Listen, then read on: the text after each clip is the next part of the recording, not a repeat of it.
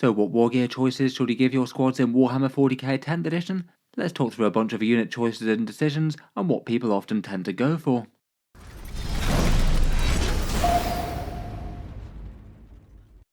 Hello and welcome back to Auspex Tactics, where today we're talking Wargear. One of the biggest decisions with army list building is choosing what sort of upgrades and things to bolt onto your units, whether it's special heavy weapons, fancy power weapons or pistols, or other upgrades and guns and things that you can add onto your tanks. In all the previous editions before 10th edition, generally you've had to pay for such upgrades in points. There have been a few squads over the years that basically had their fancy war gear included free, particularly in 9th edition, as I feel like Games Workshop was trying to get us ready for 10th with a few of the points changes there.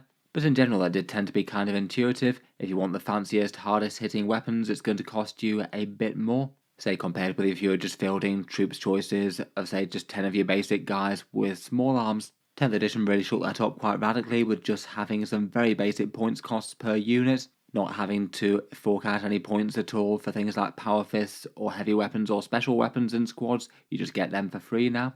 And sometimes it has meant that the choice between certain wargear bits is just really obvious, but often not always still. They do seem to have made some effort to try and make the different equivalent choices at least kind of balanced against each other.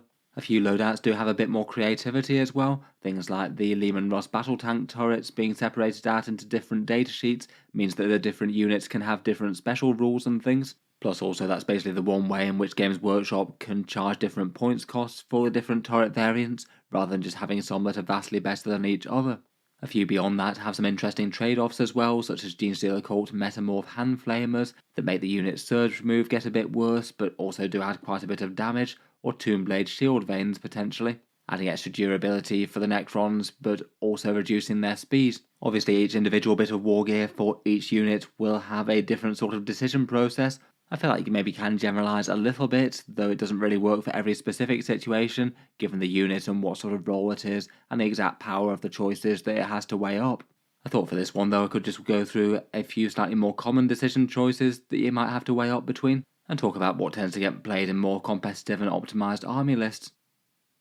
First up, I thought I'd just touch on the fact that perhaps the weirdest thing about 10th edition and the free wargear is that basically there's a lot of no-brainer choices out there. Lots of things that are listed as optional, but you can basically just bolt on to your unit or vehicle completely for free. Say for example, the Gladiator Lancer can pick up an Icarus pod and an Iron Hail Heavy Stubber if it wants to.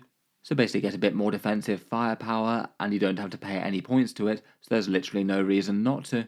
It does always feel a bit weird that this would have been a decision before, but now it's just literally, yes, just take the extra shots. I think it does feel a bit weird compared with the way that things were done in the past, but on the other hand, I don't feel like it's all negative. You don't have to have any reserves or qualms about just tacking on the fun extra guns to your vehicles if you want to, even if they might not be perfectly aligned with their vehicle's primary purpose. And they might have often just been left out of competitive lists previously as a result due to costing points. Maybe the next sort of level up from this are things like squad heavy weapon and special weapon choices. Usually you have the option to swap out one guy with their small arms for a powerful extra gun of some sort. For these ones it almost always does make sense to take them rather than the basic weapon. Again, pretty much almost a no-brainer here. You basically get extra damage, likely to be far more valuable than the small arm it was replacing, but not every single unit in every single optimised tournament list does this. Things like Orc Boys, for example, don't always trade out their choppers for rockets, maybe just seeing them as a distraction and robbing you of a little bit of melee power. Personally, I feel like the rockets are worth the upgrade myself, just for the random chance to splat a few Terminators from time to time, though plenty of people are quite happy to leave them. Maybe Chaos Legionaries could be a good example, where it might not make sense to swap out a chainsword for a heavy weapon or a special weapon or something. If the role for your unit is that you want to have them charging into melee with maybe the Mark of Slanesh and getting some heavy power weapons to work. And another one that isn't always taken is the Soul Reaper cannon on Rubric Marines. Again, it's one that I'd quite like, but sometimes people just prefer the extra auto hits and perhaps the bigger Overwatch threat as well, so it isn't always seen as a must-have by literally everyone. Beyond a few edge cases though, it almost always makes sense to upgrade to maximum heavy and special weapons, so usually squad choice is which one you actually prefer to have out of the bunch of options that they have. And for really quite a lot of Imperial and Chaos units you might have a choice of something out of this list. No one unit has access to literally all of them, but you might have multiple competing, say for example heavy bolters versus las cannons on Predator sponsons, or the choice of weapons that things like Tactical Marines, Devastators, or Chaos Havocs might have to choose from. Guard Sentinels or Lehman Russ sponsons could be another option. Out of this list, I feel like the most consistently picked regularly is the Multi-Melter, despite its lower range in 10th edition. Getting 2 shots at strength 9, good damage, and big AP seems to be generally seen as worth the trade-offs, and they often tend to be the go-to choice for, say, things like Lehman Russ sponsons or tactical squads or Devastators trying to get close. Las cannons are also really quite popular, with long range and being able to actually wound tanks and vehicles quite efficiently. I feel like out of this list, maybe the lesser played ones tend to be the heavy bolter and missile launcher. I think it's just really quite rare that people tend to go for an augmented heavy bolter when they've got things that can threaten tanks and heavy infantry a bit better available. I think Games Workshop did try and make them on a little bit more parity by giving the heavy bolter sustained hits at the start of the edition, but it maybe doesn't seem to have been quite enough. Maybe they should have also given them 4 shots or something as well if they wanted to compete a little bit better. Missile launchers don't seem to be particularly favoured this edition either. I feel like the low strength on the crack missile is a bit of a weakness. The flexibility is quite nice with the frag mode, but they're just not quite as general purpose jack of all trades as they have been in other editions. Depending on the unit in question though, I feel like most of the rest could be usable. Guard Sentinels often get on with plasma cannons quite well now they've got the lethal hits against everything. And Heavy Flamers have the advantage of good overwatch on the units that can take them. I still generally tend to skew towards things that can really deal with big tough stuff, as they often tend to bring the biggest value. Things like multi-melters and las cannons would probably be my preferred choice out of most of the choices here, just because a lot of the rest are only quite good against quite specific targets. And if you want dedicated anti-infantry things, you can often do that in various armies with lots of different types of small arms, which I feel like often tend to be the way to go, versus buying in specific heavy weapons to deal with more medium tier stuff. Otherwise, for special weapons and units, if you have a choice, then units like Imperial and Chaos type things might have choices between melter guns, plasma guns, flamers or grenade launchers. Tactical Marines might get the option of grav guns, and Death Guard Plague Marines might have some blight launchers on the go. Perhaps for something like a standard Imperial Guardsman squad, I'd usually favour the plasma and melter guns for good AP and good damage characteristics. I feel like often if you just have some incidental special weapons that are going to make the unit a bit more threatening but not really deviate it from its primary purpose, then it's usually just helpful for them to be able to take a chunk out of tough stuff if they happen to be in a good position to deal a bit of damage to them. And a random melter shot or a plasma gun killing a Space Marine or 2 could be really quite a big deal. I feel like there's definitely room for different squads having different roles here though. If you had a Guardsman squad whose main plan was to sit back and shoot, then maybe grenade launchers might rise in value a bit with a 24-inch range, or a squad that's pushing forward towards central objectives to try and clear them of enemy infantry, you might consider the flamer a bit more. Kind of depends on the squad's overall role and whether or not you want them a bit more generalist or an absolutely dedicated infantry killing unit. For a few other examples of heavy and special weapons, Sister Battle Dominion seem to prefer either the flamers or the melter guns in the Bringers of Flame sort of detachment. They'll be weighing up strength 6 flamers versus strength 10 melter guns a lot of the time there, which is kind of nice. And it seems like both of them see some fairly good play there. For the Grey Knights, their heavy or special weapon that they get in each unit has the choice between Psy Cannon, Silencer and Incinerator. The Silencer maybe feels like the less well balanced, so it's maybe between the 3-shot strength 8 AP1 and damage 2 Psy Cannon versus the strength 6 AP1 flamer that is the Incinerator. It is kind of interesting that the Incinerator is quite so dominant here. Pretty much every single Grey Knight competitive list does tend to go for them. They're really quite nice close range infantry clearance that works well with the Storm Bolters, I guess. So I feel like maybe the Psy Cannon isn't crazily far behind. And outside of Terminators and Paladins, you might find a few squads just going for the Force weapons, as you do give up a powerful melee weapon to take the special weapons in the unit. For the Eldari, they'll be weighing up a choice of all their different flavours of heavy weapons. They tend to have Shuriken Cannons, Star Cannons, Scatter Lasers, Missile Launchers and Bright Lancers on the go.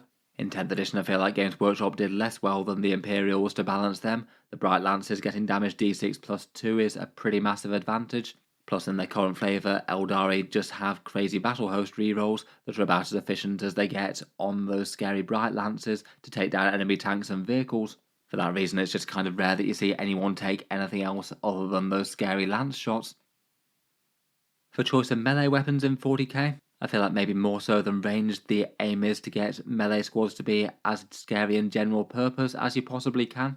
For melee as opposed to ranged combat, it's maybe just a bit less likely that you're going to be able to finally pick and choose the targets that you get to attack. A lot of the time, one of your charging squads might just literally just have the option of charging and trying to destroy one enemy unit, and it has to be that one. So you need it to be at least fairly threatening, whether that target happens to be some lightish infantry, a scary heavy Terminator squad, or an Imperial Knight. And it perhaps means that you can't really afford to go just too crazily heavy on things that can only damage infantry, but it's basically going to do little to nothing to high saves or high toughness. For that reason, you often tend to see lots of people upgrade into things that have, say, AP2 and damage 2 weapons, even if it means that you have fewer attacks or you don't hit quite as accurately. For Space Marines, Imperial Guard, and various Chaos, you might often have the choice between a few fairly common power weapon profiles. A chainsaw that usually comes with more attacks but is only AP1 and damage 1. A power weapon that gives you slightly fewer attacks but greater strength than AP. Some hero versions might get damage 2 on those, but they're often damage 1. Or then something like a Power Fist or Thunder Hammer. This will typically give you double your normal strength but AP2 and damage 2. And again will tend to have fewer attacks versus power weapons. I feel like these are another example where Games Workshop just haven't been able to balance things particularly well in 10th edition. When they're all the same, it's just kind of rare that the Power Fist or maybe the Thunder Hammer doesn't wind up being the superior choice in a vacuum. The higher strength means that you can really threaten things like elite infantry type units a lot better, and then you should be wounding all vehicles on the game on a 5+ at worst. Even if you've got big squads of them, it's maybe unlikely that you destroy entire vehicles in one round of combat, but you're still likely to be chipping off a good amount of damage for them. In general, Power Fists often just tend to be the order of the day, whether it's things like Space Marine captains jumping out of impulsors alongside assault intercessors in Blood Angels, or company commanders or Tempestus Scion squads for the Guard. Again, with special weapons, it just usually makes sense to have a profile that's a bit more threatening against slightly tougher stuff, as opposed to being fractionally better against one wound infantry. Some units have the choice between two entirely different sets of melee weapons within a squad, and in general, if Games Workshop's done them right, one of the sets of melee weapons will be a bit better against sort of medium infantry and lighter infantry type profiles, and then the other one will be the one that's better against tanks and vehicles. But for each unit, you basically have to look at them on a case-by-case basis and see which one's going to be best against the majority of targets that you might go into, and how you might tend to play that unit. Some of them are really quite obvious. The Adeptus Custodes Guardian Spears just unfortunately still seem to be flat better than the Castellan Axes against almost every target.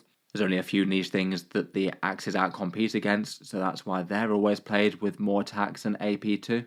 The Admech Rust Stalkers also I think maybe became a bit more obvious, taking their Transonic Blaze over the Razor and Cord Claw.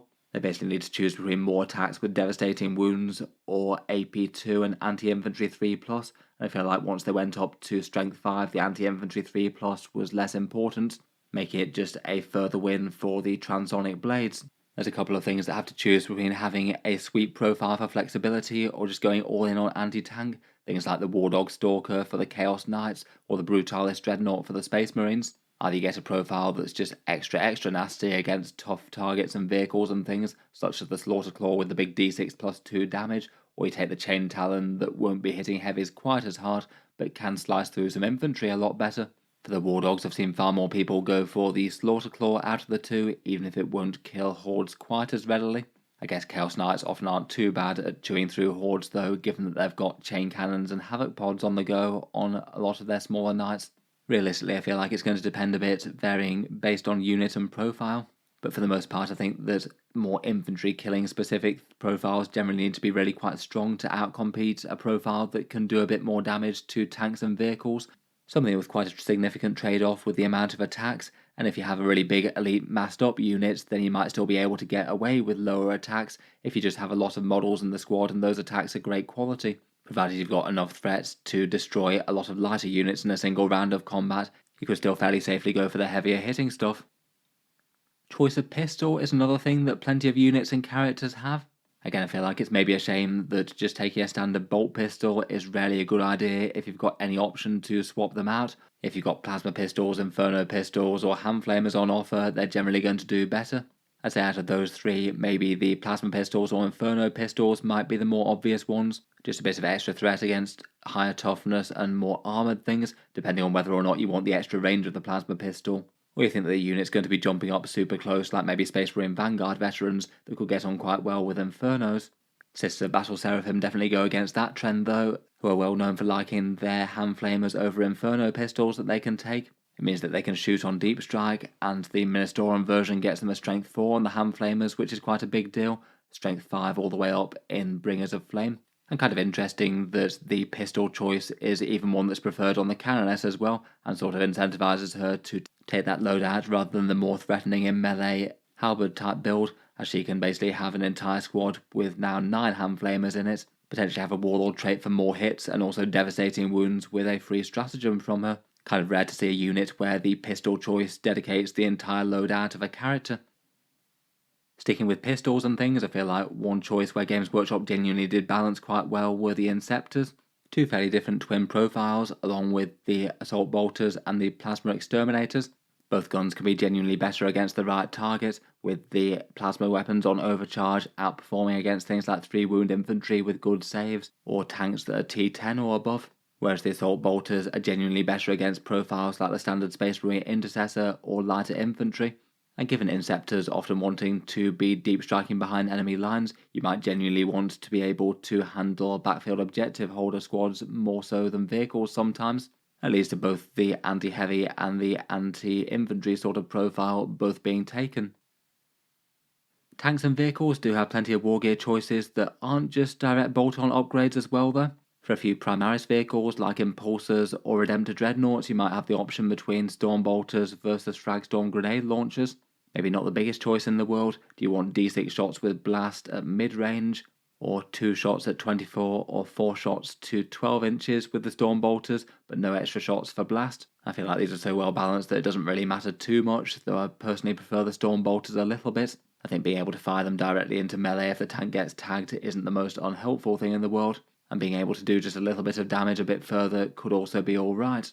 Another interesting one is the choice of Combi Bolter versus Combi Weapon for things like Chaos Rhinos and Predators and things. You either get the better accuracy and more volume fire of the Combi Bolter with 4 shots at strength 4 AP 0 within 12 inches, or you just get the 2 shots within 12 inches for the Combi Weapon. They only hit on a 4+, but have anti-infantry 4+ and devastating wounds, so the shots that you do fire out with them might well go through enemy armour. For the most part, I've seen more people actually taking the combi weapons over the combi bolters. I feel like, again, the choice really isn't massive here. You do get genuinely better anti-horde style firepower, or you just get that odd mortal wound against tough stuff like Terminators or things in good armour. Again, an interesting choice, but not one that means huge amounts. Perhaps another example might be Meltagons versus Stubbers on the top of Armigers. You've got the choice between Questoris heavy Stubbers for 6 shots out to 18 inches, or 3 shots out to 36 inches, or at strength 4 AP 1 damage 1, versus 1 single scary Meltagon shot to 12 inches. The Helverins, as they've got the longer range, it's basically Stubbers all the way. They're more likely to contribute to the game and might be useful if lighter stuff deep strikes into your deployment zone. For the Warglaves though, I've certainly seen people take both loadouts. Personally, I quite like having the extra volume fire of the Stubbers myself, but it's hard to deny that an extra anti-elite shot at close range kind of synergizes well with what they want to do anyway, getting within 12 inches with their scary melter weapon and hopefully making a charge. They are likely to be rushing up on the front line.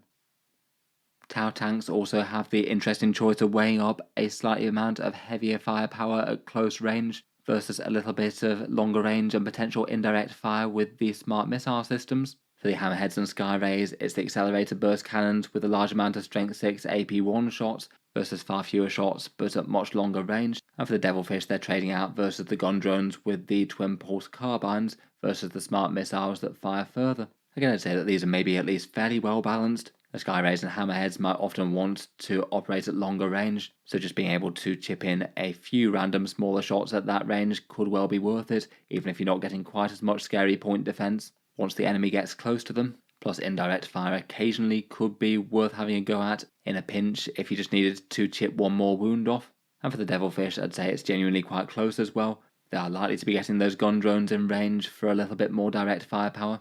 It depends on whether it's worth sacrificing shots for indirect fire and longer range on them. Again, maybe not the biggest deal either way though. Finally, just for a few more random interesting Wargear things, I feel like the top hatch choice on the Impulsor is one that I've seen people play in different ways. Perhaps the most common choice is the Shield Dome for a 5+ invulnerable save, which maybe most directly helps it with delivering things into battle. I feel like sometimes that's a little bit on the so-so side. It's not going to help out against every bit of anti-tank firepower out there, and even against las cannons and things it won't actually mean anything if the tank can get cover as it's moving up.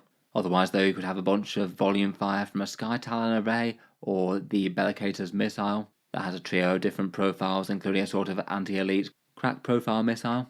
Maybe feels like a kind of a wash to me, weighing up a bit more durability versus a little bit more firepower of one sort or another. I've certainly seen more people using the shield dome though, maybe the missiles being the second most common choice to add to weight of fire once it's done its transport delivering. The Genestealer Colt Achilles Ridge Runner has some interesting choices as well. Its main thing is to debuff enemy units for extra AP against them, and you can have quite a direct choice between the mortar for weak barrage damage plus being able to put that buff exactly where you need it on the board, or the mining laser for some genuinely okay anti-tank damage for its points cost, but does need direct line of sight. I've seen far more people use the mortars to flexibly hand out its AP debuff. Perhaps partly in the context of the Genestealer Colt army, it might attract every single anti-tank weapon that's going around if it does show its face. Even the upgrades are kind of interesting though. You could have a +1 ballistic skill via the spotter to more reliably hit things with the mortar and get the AP debuff down. Or you can hand out ignores cover as well with the survey auger. Again, kind of interesting as that's a good buff, but also one that you get on quite a lot of units for free anyway if you're playing the Host of Ascension, though I guess it would definitely be a lot more useful in other detachments. I feel like other things that have trades off between different profile bits depending on whether or not you take upgrades are interesting as well. Shield Vanes for Tomb Blades increase their save to a 3+, but drop their movement down from 12 inches to 8 inches.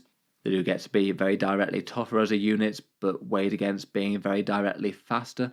For these guys, I think I'd certainly be a bit more tempted to use the extra speed that they can get for the 12-inch move. They're not really going to be super tough anyway, even with the better save. So I think you may as well just embrace them being able to really try and get where they need to, maybe try and hide a little bit better, particularly with that move shoot move, and leave these shield vanes at home.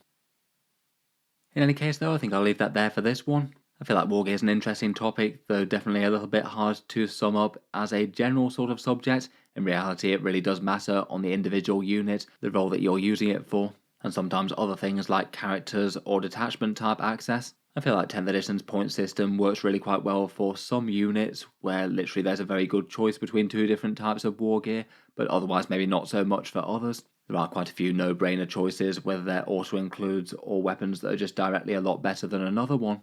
In any case, look forward to hearing a few thoughts about what you tend to arm your units with. Let me know your thoughts down in the comments below. If you've enjoyed the video, then feel free to subscribe to Auspex Tactics, while certainly keep the regular 40k videos coming. I do tend to post new ones just about every day. Finally, if you have been enjoying all the videos on the channel and you'd like to help support and keep them coming, I would just like to mention that Auspex Tactics does have a Patreon page as well, and you can find that linked in the video description if you'd like to help keep these coming. Channel patrons do get a few advantages, seeing certain videos early, regular votes to see what sort of things happen next on the channel, and automatic entry into the regular prize giveaways with a chance to win some big model kits each month. If any of that sounds good to you, or you'd just like to help support, the link is down in the video description. In any case, a massive thank you for listening, and I'll hope to see you guys next time.